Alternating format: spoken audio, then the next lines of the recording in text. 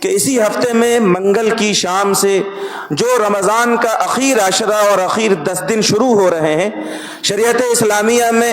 اس کی بڑی خاص اہمیت ہے۔ سرکار دو عالم صلی اللہ علیہ وسلم کے یہاں اس کی ایسی اہمیت تھی، اور آقا علیہ الصلوۃ والسلام کے یہاں اس عشرے کا ایسا اہتمام تھا کہ اما عائشہ رضی اللہ تعالی عنہ فرماتی ہیں کان رسول اللہ صلی اللہ علیہ وسلم یجتہد فی العشر الاواخر ما لا یجتہد فی غیرہ۔ حضور رمضان کے اخیر کے 10 دنوں میں ایسی محنت کرتے تھے، عبادت و ریاضت میں ایسی مشقت کرتے تھے کہ سال کے دوسرے دنوں میں اور رمضان کے دوسرے عشروں میں نہیں کرتے تھے۔ حضور پاک علیہ الصلوۃ والسلام کی عبادت کی ایک صورتحال آپ کے سامنے گزشتہ ہفتے بھی بیان کی گئی کہ عام دنوں میں بھی ایسی عبادت ہو رہی ہے، تورمت قدماہ، کہ آپ کے پاؤں مبارک سوج جا رہے ہیں، اتنا لمبا اور اتنی دیر تک اللہ کی پاک بارگاہ میں تہجد میں اور راتوں میں کھڑے ہیں کہ تمام بشارتوں کے باوجود حضور پاک علیہ الصلوۃ والسلام کی یہ عبادت دراصل ہم جیسے کمزور امت کے لیے مشعل راہ ہے کہ حضور اگر بشارتوں کے ساتھ ایسا کر رہے ہیں تو تم گناہوں میں لت پت ہو، گناہوں میں سرتاپا ڈوبے ہوئے ہو، تمہیں اللہ سے کتنا ڈرنا چاہیے اور اللہ کی پاک بارگاہ میں اللہ کی عبادت میں کتنی دیر تک کھڑا رہنا چاہیے، یہ تم خود سمجھ لو۔ سرکار دو عالم علیہ الصلوۃ والسلام کے عام دنوں کی عبادت کی یہ صورتحال، اور پھر اس عشرے کے بارے میں اگر اما عائشہ فرماتی ہیں کہ حضور ایسی محنت، ایسی ریاضت اور ایسی مشقت اٹھاتے تھے عبادتوں میں کہ عام دنوں میں یہ رنگ عبادتوں کا آپ علیہ الصلوۃ والسلام کی زندگی میں ہم نے نہیں دیکھا۔ چنانچہ اما عائشہ فرماتی ہیں کہ جب یہ 10 دن شروع ہوتے، جب یہ 10 دن آتے، شد میزرہ، تو آپ اپنی لنگی کس کے باندھ لیتے، پاک بیویوں کے پاس بھی تشریف نہیں لاتے، احیا لیلہ، پوری رات عبادتوں میں جاگتے، ایقظ اہلہ، خود بھی جاگتے، اپنے گھر کے لوگوں کو بھی جگاتے۔ حالانکہ عام دنوں میں عبادتوں کی یہ صورتحال ہے۔ شب برات میں آقا علیہ الصلوۃ والسلام کی جو روایت آپ سنتے ہیں کہ حضور پاک علیہ الصلوۃ والسلام رات کو اتنی آہستگی کے ساتھ کھڑے ہوئے کہ اما عائشہ جو ساتھ میں لیٹی ہوئی ہیں ان کو بھی خبر نہیں ہوئی، اور آپ خاموشی سے نکل کر عبادت میں لگے ہوئے ہیں، قبرستان تشریف لے گئے ہیں۔ تو عام دنوں میں اتنی آہستگی کے ساتھ حضور پاک علیہ الصلوۃ والسلام عبادت کے لیے کھڑے ہو رہے ہیں کہ ساتھ میں لیٹی ہوئی پاک بیوی کو بھی احساس نہیں ہوتا۔ لیکن اس عشرے کے بارے میں، رمضان کے اخیر کے 10 دنوں کے بارے میں حضور پاک علیہ الصلوۃ والسلام کا یہ معمول ہماری ماں اما عائشہ رضی اللہ تعالی عنہ نقل فرماتی ہیں کہ آپ خود بھی جاگتے، وَأَيْقَظَ أَهْلَهُ، گھر کے لوگوں کو جگاتے، اپنی بیوی بچوں کو جگاتے، اور سب مل کر کے اللہ کی پاک بارگاہ میں عبادت فرمایا کرتے تھے۔ اس سے اندازہ کیجئے کہ ان 10 دنوں کی کیسی اہمیت حضور پاک علیہ الصلوۃ والسلام کی نگاہ میں ہے۔ لہذا ہم تمام اہل ایمان کو چاہیے جو اللہ کی رحمت، اللہ کی مغفرت اور جہنم سے خلاصی کی امید لیے اس ماہ مبارک میں عبادت کر رہے ہیں کہ جو ایام گزر چکے ہیں وہ تو گزر چکے، جو بچے ہوئے ہیں 13-14 روز، اس میں مر مٹنے کی ضرورت ہے۔ خاص طور سے اخیر کے 10 روز کا جو اہتمام آقا علیہ الصلوۃ والسلام سے ثابت ہے، اس درجے کا اہتمام ہم نہیں کر سکتے ہوں تو کم سے کم یہ اہتمام تو کریں کہ رمضان کے اخیر عشرے میں لا یعنی کاموں سے اپنے آپ کو بچائیں۔ ہمارے یہاں ہوتا یہ ہے کہ سال کے رمضان کے شروع کے دنوں میں عبادتوں کا کچھ اہتمام رہتا ہے، لیکن اخیر کے دنوں میں ہم اپنی عبادتوں کا گویا شکرانہ اس طریقے سے ادا کرتے ہیں کہ اگر شروع کے مہینوں میں شاپنگ اور مارکیٹنگ نہیں ہوئی ہے تو اخیر کے دنوں میں پوری رات مارکیٹنگ کی نظر ہو جاتی ہے، پوری رات لا یعنی کاموں میں ہمارے گزر جاتے ہیں۔ ہمارے نوجوان سوشل میڈیا اور موبائل پر اپنے اوقات کو ضائع کر دیتے ہیں۔ ظاہر سی بات ہے کہ حضور کا وہ امتی جس کو اللہ کی مغفرت پا لینا ہو، جس کو اللہ کی مغفرت کا اپنے آپ کو مستحق بنا لینا ہو، وہ اس طرح سے نہیں کر سکتے۔ اللہ کی مغفرت پا لینے والا اور اللہ کی رحمت کا اپنے آپ کو مستحق بنا لینے والا، رمضان کے اخیر عشرے میں جہنم سے خلاصی پا لینے والوں میں اپنے نام کو شامل کروا لینے والا، رمضان کے اخیر عشرے کا اور اخیر کے دنوں کا بڑا خاص اہتمام کرتا ہے، جیسا کہ رسول اللہ صلی اللہ علیہ وسلم کے عمل سے ہمیں اور آپ کو یہ پیغام مل رہا ہے۔ حضور پاک علیہ الصلوۃ والسلام اس اخیر عشرے کے اہتمام کے لیے اور رمضان کے اخیر دنوں میں اللہ کی رحمت کو سمیٹ لینے کے لیے آپ کا ایک خاص عمل تھا کہ اس عشرے میں آپ اعتکاف فرمایا کرتے تھے. آپ پوری دنیا سے اپنے تعلق کو کاٹ کر اللہ کے پاک بارگاہ میں پڑ جاتے تھے. حضور نے فرمایا کہ اللہ کی نگاہ میں سب سے زیادہ محبوب جگہ اگر کوئی ہے، ان احب البلاد الی اللہ مساجدها، اللہ کی نگاہ میں سب سے زیادہ محبوب اور پسندیدہ جگہ اگر کوئی ہے تو وہ مسجد ہے، جہاں ہماری طبیعت کم لگتی ہے.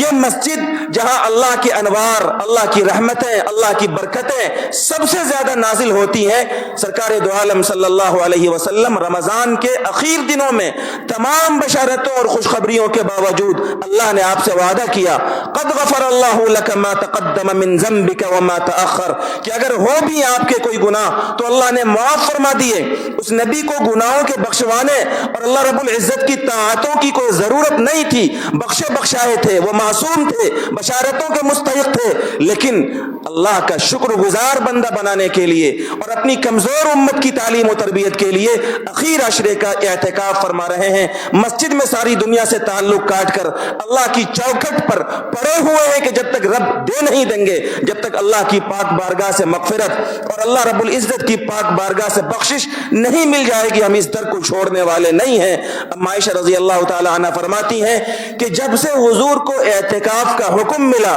آپ نے ہر سال رمضان کے اخیر عشرے کا اعتکاف فرمایا، حتی توفاہ اللہ، یہاں تک کہ وہ اللہ کے پاس چلے گئے. اللہ رب العزت نے حضور کو اپنے پاس بلا لیا. گویا حضور پاک علیہ السلام کی زندگی بھر کا یہ معمول تھا. آپ نے پورے مہینے کا بھی اعتکاف کیا. آپ نے جس سال آپ کا انتقال ہوا 20 دن کا بھی اعتکاف فرمایا. لیکن حضور کی عام عادت شریفہ یہ تھی کہ اخیر کے 10 دنوں کا بڑے اہتمام کے ساتھ اعتکاف فرمایا کرتے تھے. اور اس کی فضیلت سرکار دو عالم صلی اللہ علیہ وسلم نے ارشاد فرمایا کہ جو آدمی ایک دن اللہ کے لیے اعتکاف کرتا ہے، اللہ رب العزت اس کے اور جہنم کے درمیان 3 ایسی خندقیں اور 3 ایسے گڑھے حائل کر دیتا ہے جن کی چوڑائی آسمان و زمین کی چوڑائی سے بھی کہیں زیادہ ہے. اب اندازہ کیجئے کہ جب ایک دن کے اعتکاف کی یہ فضیلت ہے تو 10 دنوں کے اعتکاف کی کیا فضیلت ہوگی. اسی لیے حضور نے فرمایا کہ جو آدمی رمضان کے اخیر 10 دنوں کا اعتکاف کرتا ہے، کان کحجتین وعمرتین، وہ اللہ کی پاک بارگاہ میں 2 مقبول حج اور عمرے کا ثواب پاتا ہے. 2 حج اور 2 عمرے کا ثواب اللہ رب العزت اس بندے کو عطا فرماتے ہیں جو رمضان کے اخیر کے 10 دنوں کا اعتکاف فرماتا ہے. اور سرکار دو عالم صلی اللہ علیہ وسلم نے ارشاد فرمایا کہ اعتکاف کرنے والے کو ان تمام نیکیوں کا ثواب دیا جاتا ہے جو اعتکاف کی وجہ سے وہ نہیں کر سکتا. ماں باپ کی عیادت نہیں کر سکتا، بیماروں کی بیمار پرسی نہیں کر سکتا، کسی کے جنازے میں نہیں جا سکتا. ڈھیر سارے کام ہیں جو مسجد میں رہ کر وہ نہیں انجام دے سکتا ہے جو مسجد کے باہر کے لوگ انجام دے سکتے ہیں. حضور پاک علیہ السلام نے ارشاد فرمایا ایسی تمام تر نیکیوں کا ثواب اللہ رب العزت اعتکاف کرنے والے کو عطا فرماتے ہیں.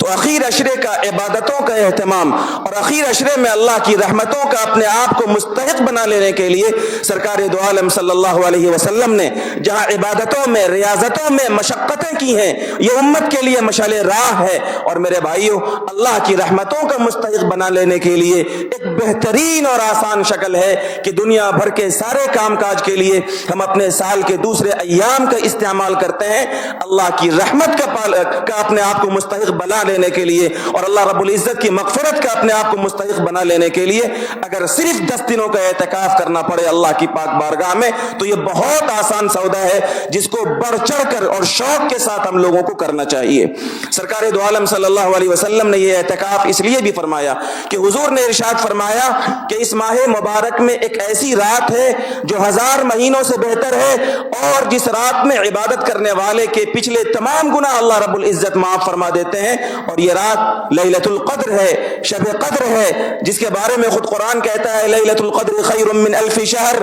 کہ شب قدر 1000 مہینوں سے بڑھ کر ہے. ایک شخص کو اگر کسی 1 سال کے رمضان کا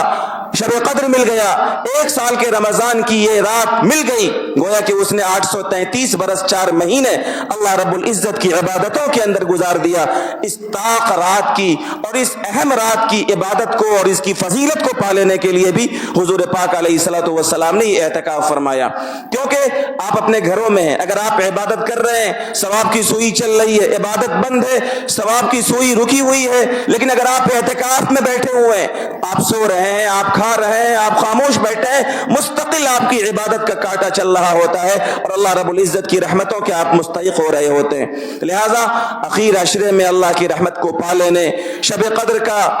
अपने आप को मुस्तहिक बना लेने के लिए एक मामूल जो आका अलैहिस्सलातु वस्सलाम की पाक सुन्नतों से हमें मिला है, वो ये है कि उम्मत के अफराद शौक और ज़ौक़ के साथ एहतिकाफ का एहतमाम करें। मेरी बातों का मकसद ये नहीं है कि पूरा मजमा मस्जिद में एहतिकाफ में बैठ जाए। मेरे भाई और बुजुर्गों, उलमा ने एहतिकाफ को सुन्नत मुअक्कदा अलल किफाया लिखा है। आबादी में कुछ लोग मस्जिद में एहतिकाफ कर लेंगे, दूसरे लोगों से ये जिम्मेदारी अदा हो जाएगी, लेकिन ये फजीलत इतनी बड़ी है कि हर शख्स को ये कोशिश होनी चाहिए और ख्वाहिश होनी चाहिए कि मैं इस फजीलत का अपने आप को मुस्तहिक बना लूं, मैं तो हज और उम्रे का सवाब पा लूं, मैं अपने आप को जहन्नम से आजाद करा लूं, मैं अपने आप को अल्लाह की रहमत का मुस्तहिक बनाकर जन्नत की बशारत और सर्टिफिकेट ले लूं। लिहाजा जिन घरों के अंदर अफराद ज्यादा हैं, ये तो होना चाहिए कि हर घर के अंदर 3 भाई हैं, एक भाई एहतिकाफ में बैठ गए, 3 जवान बच्चे हैं, गार्जियन को चाहिए कि अपने 3 जवान बेटों में से एक को मस्जिद के अंदर एहतिकाफ में बैठा दिया,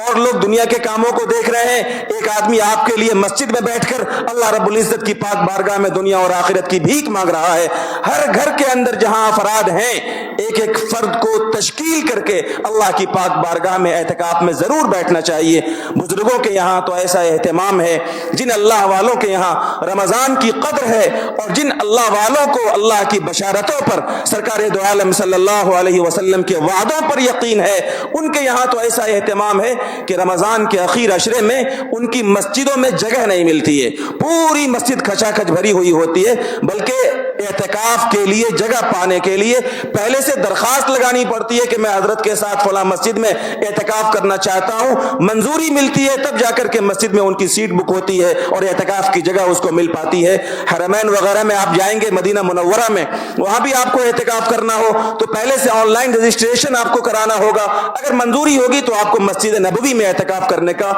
मौका मिलेगा। ये एहतमाम अल्लाह के नेक बंदों के यहाँ है। हमारी आबादियों में भी ये एहतमाम होना चाहिए, ज्यादा से ज्यादा लोगों को इस अमल में और सरकार दो आलम सल्लल्लाहु अलैहि वसल्लम की जिंदगी की इस बाबरकत सुन्नत में शामिल होकर के अल्लाह रब्बुल इज्जत की रहमतों और मगफिरतों का मुस्तहिक अपने आप को और अपने घर वालों को बनाने के लिए इस सुन्नत पर अमल करना चाहिए। इंशाअल्लाह हम सब करेंगे और अपने घरों में नौजवानों की तश्कील करके अल्लाह की पाक बारगाह में